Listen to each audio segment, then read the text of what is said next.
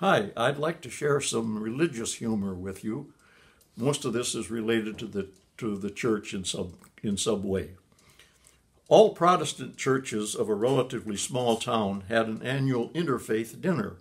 The restaurant where the dinner was held also had a diner next door, and the local Shriners scheduled their dinner the same evening as the interfaith group. The Shriners' dinner ended a little early, and since one of the Shriners had a wife who was attending the interfaith dinner meeting, he went next door to wait for her. He discovered that the restaurant had accidentally switched the dessert menus of the two groups. The Shriners had been served baked Alaska, while the interfaith group had been served watermelon balls in heavy grenadine sauce, very alcoholic. When the man observed the group, the Episcopalians were asking for seconds, the Presbyterians were asking for the recipe, the Methodists were licking out their bowls, and the Baptists were down on their hands and knees picking up the seeds. Many cruise ships that visit the Holy Land dock at Haifa and offer day-long bus trips to Jerusalem.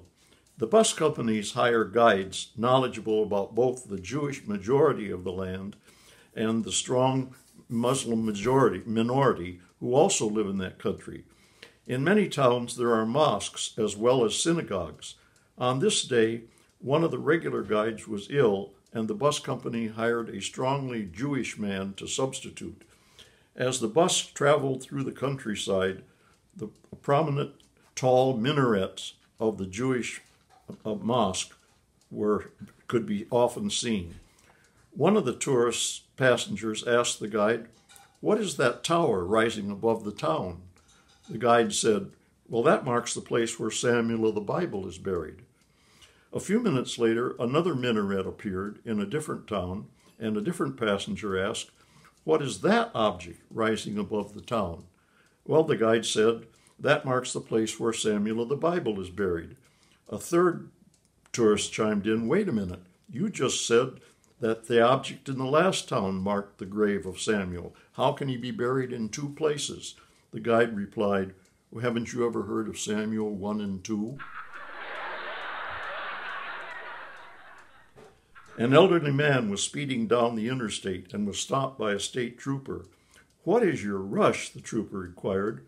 "I'm sorry, officer," the man said, "but I just can't wait to get to the revival meeting in the next town. We're just having a great time, and Jesus is just working miracles in these meetings." "Well, that may be," said the trooper, "but you were still speeding. What is that bottle that you have in the passenger seat?" "Oh, that's my bottle of water," the man declared. "I never go anywhere without my bottle of water." "May I see it?" the trooper asked. "Sure," said the man. He handed the trooper the bottle, and the trooper examined the contents, tasted it, and he put a few drops on his finger and tasted it. "Well, this is wine," the trooper exclaimed. "Hallelujah," said the man. "He's done it again." There are four truths. Muslims do not recognize Jesus as the Messiah. The Protestant Church does not recognize the Pope as the head of the spiritual world. The Jewish community does not recognize Jesus as the Son of God. And Baptists do not recognize each other when they are buying wine at the grocery.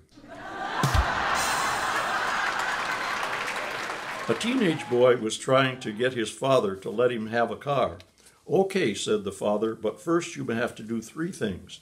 First, you have to raise your grades to all A's and B's. Then you have to clean up your room and make sure it stays reasonably neat. And then you have to get rid of that long hair." 3 months later, the son came to his father and said, "Here's my report card. I got all A's and B's, and Mom will verify that my room is now clean and has been for 2 months. "What about your hair?" asked the father.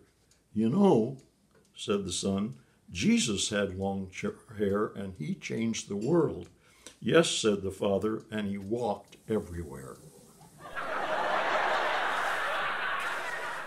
It has been said that Episcopalians drink in public and pray in private, while Baptists pray in public and drink in private. Pastor Mona gave a version of this next story in her March 1st sermon, but here's my version. Ole was a good Lutheran in his small town in Minnesota, and however his small town was predominantly Catholic, and the nearest Lutheran church was in the next town 10 miles away. Every Friday, Ole would grill venison outdoors behind his cabin. This offended all his Catholic neighbors. They asked the priest if he would see if he might be able to convert Ole to Catholicism. The priest agreed. He visited Ole, and after talking to him, Ole said he would become a Catholic. He went through the training, and on the day he was confirmed, the priest sprinkled holy water on Ole and said, "You were a Lutheran, but now you are a Catholic."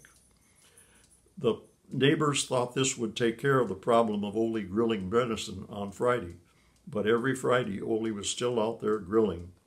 One Friday, the priest went over to the cabin where Ole was just starting to grill.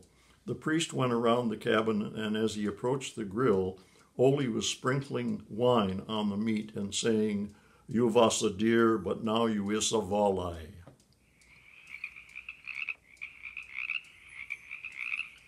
The local Catholic priest was having a very difficult time with his bishop.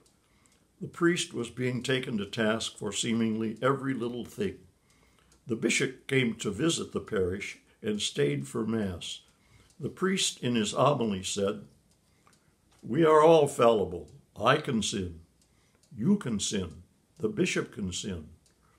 I can fall from grace. You could fall from grace. The bishop could fall from grace. We could all go to hell. I can go to hell. You can go to hell. The bishop can go to hell." Thank you.